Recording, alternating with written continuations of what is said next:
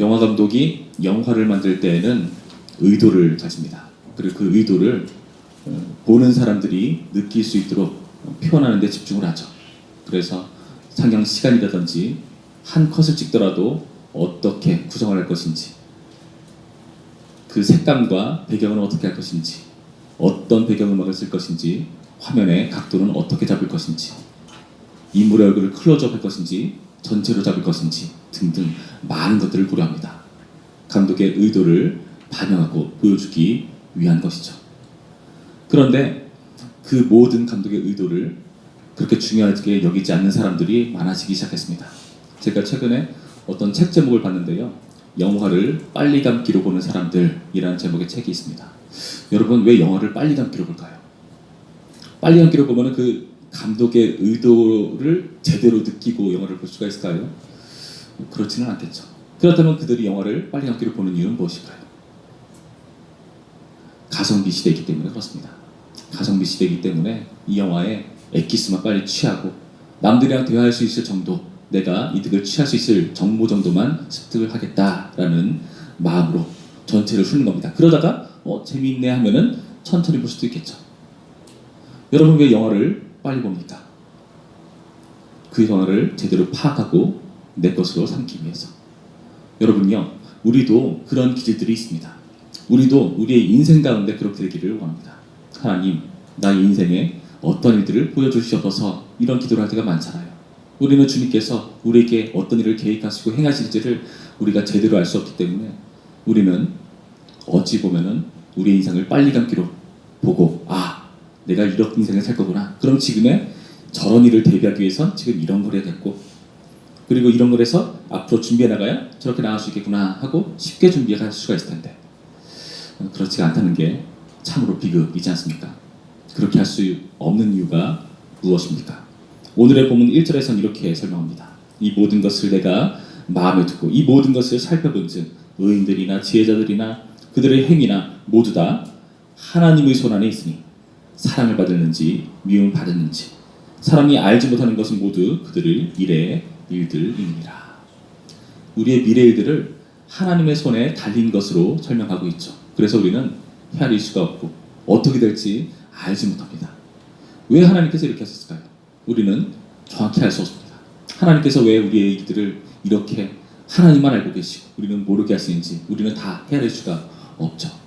그런데요, 이러한 인생 속에서 우리가 분명히 하나 아는 것 있습니다.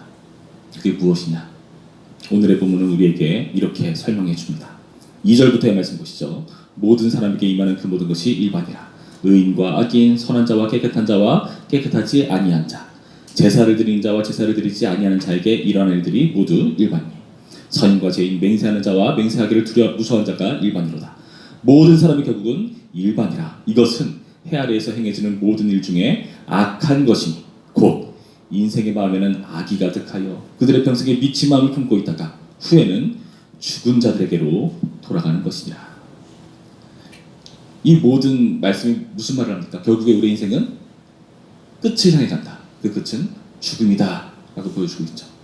죽음을 향해 가는 것입니다. 이것은 좀 괜찮아 보이는 사람, 그렇지 않은 사람 상관없이 주어지는 운명이라고 우리에게 밝혀주고 있죠. 죽음으로 끝나는 인생. 여러분, 어째서 이 죽음이라는 게 우리에게 왔죠?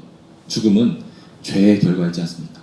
죄 때문에 이런 죽음의 결과를 어떻게 벗어날 수 없는 비참한 인생을 우리 가운데 이렇게 보여주고 있다는 것입니다.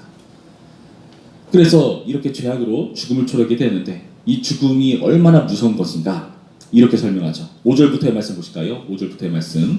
산 자들은 죽을 줄을 알되 죽은 자들은 아무것도 모르며 그들이 다시는 상을 받지 못하는 것은 그들의 이름이 잊어버린 바 됨이니라. 그들의 사랑과 미움과 시기도 없어진 지 오래이니 해 아래에서 행하는 모든 일 중에서 그들에게 돌아갈 몫은 영원히 없느니라.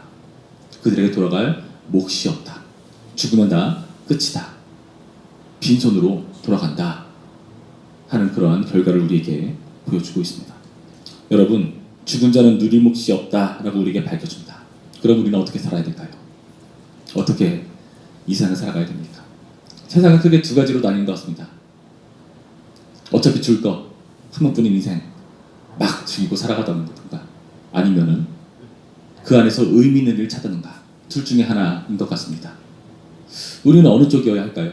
당연히 의미 있는 쪽을 찾아야겠죠. 오늘의 본문은 이렇게 죽음은 끝나기 때문에 막 살라 그렇게 말하는 것이 아니라 이렇게 밝혀주는 거거든요. 죽음 때문에 삶이 더욱더 가치 있는 것이다. 이렇게 우리가 밝혀주는 겁니다. 4절 말씀 이렇게 설명하죠. 모든 산자들 중에 들어있는 자에게는 누구나 소망이 있음은 산개가 죽은 사자보다 낫기 때문이다. 개는 유대인들에게 그 욕할 때 쓰는 말이지 않습니까? 이방인 취급할 때 개처럼 여기지 않습니까? 사자는 반대로 존귀한 동물로 여기죠 있지 않습니까? 그런데 아무리 사자라 할지라도 개가 더 나을 때는 무엇이죠? 죽음일 때이죠. 죽은 사자보다 산개가 훨씬 더 낫다. 왜요? 소망이 있으니까. 살아있기 때문에 기회가 있으니까. 누릴 몫이 있으니까 더 나은 거라고 설명해 줍니다. 여러분, 우리는 죽음이라는 결과를 앞두고 있지만 우리가 살아있는 삶 가운데 여러분 소망을 가지고 우리에게 주어진 몫을 누려야 합니다. 그 몫이 무엇일까요? 오늘의 본문은 7절부터 이렇게 쭉 길게 설명해 주거든요. 7절 너는 가서 기쁨으로 내 음식물을 먹고 즐거운 마음으로 내 포도주를 마실지어다. 음식에 관한 얘기를 합니다. 8절 내 의복을 항상 희게 하여 내 머리 향기를 그치지 아니하도록 할지니라. 외모를 꾸미는 것, 의복을 말하죠. 9절 내 헛된 평생의 모든 날, 곧 하나님이 해 아래에서 내게 주신 모든 헛된 날에 내가 사랑하는 아내와 함께 즐겁게 살지어다. 그것이 내가 평생에 해 아래에서 수고하고 얻은 내 몫이니라. 결혼에 대해서 말합니다. 10절 내 손이 이를 얻는 대로 힘을 다하여 할지어다. 내가 장차 들어갈 소원에는 일도 없고 계획도 없고 지식도 없고 지혜도 없음이니라. 노동에 대해서 이야기합니다. 먹고 마시는 것, 결혼하는 것, 노동하는 것을 우리가 이 삶 속에서 누려야 될 몫이라고 밝혀주고 있습니다. 여러분, 하나님께서 마땅히 이것을 살아있을 동안 누려야 된다라고 밝혀주시는데요. 그런데 사실 지금 우리가 열거한 이 모든 것들이 우리를 염려하게 하는 것들 아닙니까? 먹고 사는 문제, 그리고 결혼 문제. 여러분, 요즘 사람들이 결혼하겠다는 생각하는 사람이 얼마나 될까요?